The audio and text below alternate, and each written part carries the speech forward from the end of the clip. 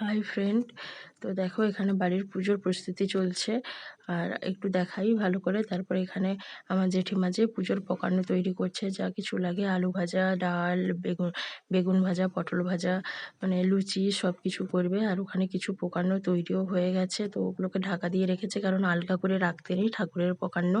আর ওখানে কাকিমা হাতটা ধুয়ে নিল, কারণ ওখানে ময়দা মাখাচ্ছিল লুচি করার জন্য। লুচিটা এখনো করেনি, তো ময়দা মাখিয়ে রেখেছে। আর এখানে আমি যাচ্ছি তোমাদেরকে একটু যেখানে আমাদের পুজো হবে সেটা দেখানোর জন্য। দেখো আমাদের ঠাকুর ঘরেই পুজোটা হবে। তো ঠাকুর ঘরটা আমাদের 3 তলায়, তো ছাদের উপরে ঠাকুর ঘর।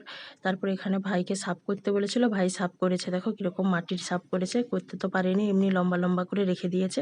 ওটা বাবা এসে আবার করে দেবে, কারণ আমরা তো লাগবো না, সেই জন্য। আর এখানে দেখো আমাদের ছোট ঠাকুর ঘর। দেখো এখানে সব কিছু সামগ্রী, পুজোর সব সামগ্রী, ফুল, বেলপাতা সব কিছু আয়োজন করে রেখে দিয়েছে। আর এই থালা বাসন, মানে ঠাকুরের যে থালা বাসন, ঘটি, শঙ্খ সব কিছু ধুয়ে পুছে ভালো করে রেখেছে। আর এই দেখো আমাদের ছাদ, এই ছাদে আমি মাঝে মাঝে ভিডিও বানাই, এই গাছগুলো দেখাই। আর ওখানে ছাউনি করেছে, এত রোদ ছিল সেদিন যে রোদে না দাঁড়ানো যায়নি, সেই জন্য আবার ভেতরে এসে আমি একটু দেখালাম তোমাদেরকে। দেখো এখানে ছাউনি করেছিল, তো ছাউনি করার একটাই কারণ, ওখানে বসে ঝাঁস শাক বাজানো হবে, সেই জন্য। আর এখানে দেখো আমার বাবু, দেখো এখানে গাড়ি নিয়ে খেলছে। তো ওই দিন তো স্কুল ছুটি ছিল শনিবার, সেই জন্য গাড়ি নিয়ে এখানে খেলছে, না হলে ও তো স্কুলেই চলে যেত। আর গাড়িগুলো নিয়ে খেলছে, কারণ উপরে ওকে যেতে দিইনি। এখানে এখানে দেখো ভাইয়ের রুমে সব ঠাকুরের ওই সিদা দেওয়া হয় ঠাকুর মশাইয়ের, সেই জন্য সিদাগুলো ওখানে রেখে দেওয়া হয়েছে, যাতে ও না হাত দেয়। ও তো দেখতেই পাচ্ছিল না, অন্ধকার ঠেকেছে। তো তারপরে এখানে ওকে বলছি, বাবু একটু জল খেয়ে নাও, কিন্তু ও বলছে, বলে দাঁড়াও, আমি না তোমাকে একটা জিনিস দেখাবো। তারপরে বলে চোখের অঙ্গি ভঙ্গি করা শুরু করে দিয়েছে। বলছে, দেখো মাম্মাম, আমি এটা শিখেছি। আমি বলছি, না না হয়নি, আবার ভালো করে করো। তো ভালো করে আবার করলো, আমি সেটাও নজরবন্দি করলাম, করে তোমাদেরকে দেখালাম। তারপরে দেখো এখানে উপরে চলে এসেছি, এসে এখানে জেঠিমার তো পকান্ন সব রান্না হয়ে গেছে। তো এখানে ওই জন্য জেঠিমা এখানে ফল কুচাতে বসে গেছে। আর বাবা এখানে বেলপাতাগুলো সাজিয়ে নিচ্ছে। তো এখানে ডাল থেকে আগে খুলে নিচ্ছে বেলপাতাগুলো। আর ওখানে মামা, মানে মামা বলতে ঠাকুর মশাই, তো এনার যে বাবা ছিলেন, দাদু, আমাদের দাদু হয়। তো দাদু সবসময় আমাদের প্রত্যেক বছর পুজো করতে আসতেন। তো দাদু তো আর নেই, সেই জন্য এখন মামা আসে পুজো করতে।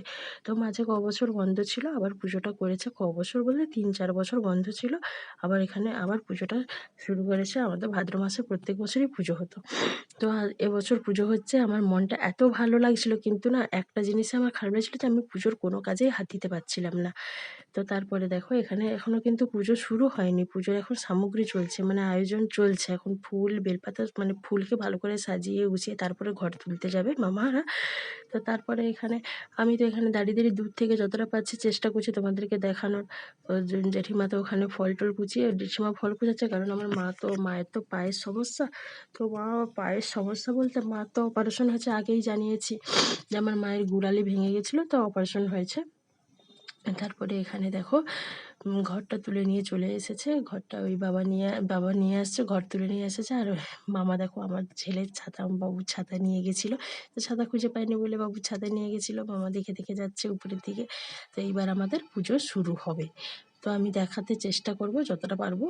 তো তারপরে দেখো, যেটা বলতে বলতে থেকে গেছিলাম, যে আমার মায়ের পায়ে তো পাতকুড়া হয়েছে, যে জন্য আমার মা না এখনও মানে বসতে পারেনি, চেয়ারে ছাড়া এমনি নিচে বসতে পারে না। তো মা একেবারে উপরে যাবে বলে বলছিল, তাই মা উপরে এসে একেবারে পুজো হতে হতে দুপুরও হয়ে গেছিলো।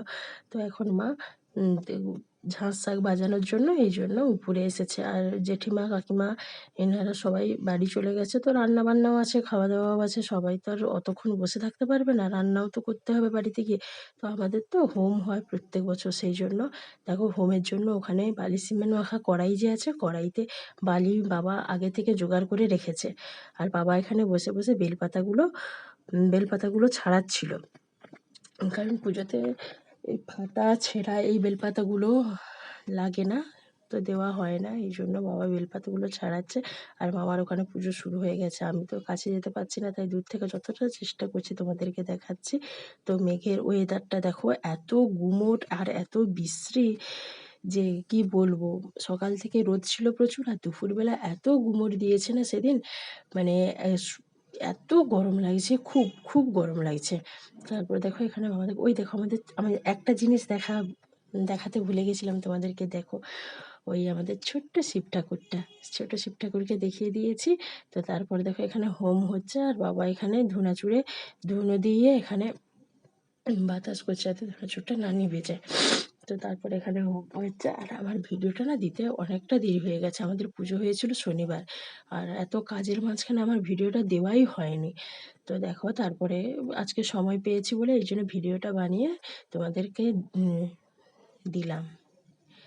তো তারপরে এখানে মা এখানে ছাদে ঘোরাঘুরি করছে, তো ওখান থেকে বাবুকে ডেকেছে। বাবুকে ডাকতে দেখো বদমাস এসে হাজির। সকাল থেকে ওকে উপরে আসতে দিইনি, কারণ পুজোর সমস্ত সামগ্রী আছে, ও কোথায় হাত দিয়ে দেবে, বদমাস তো প্রচুর।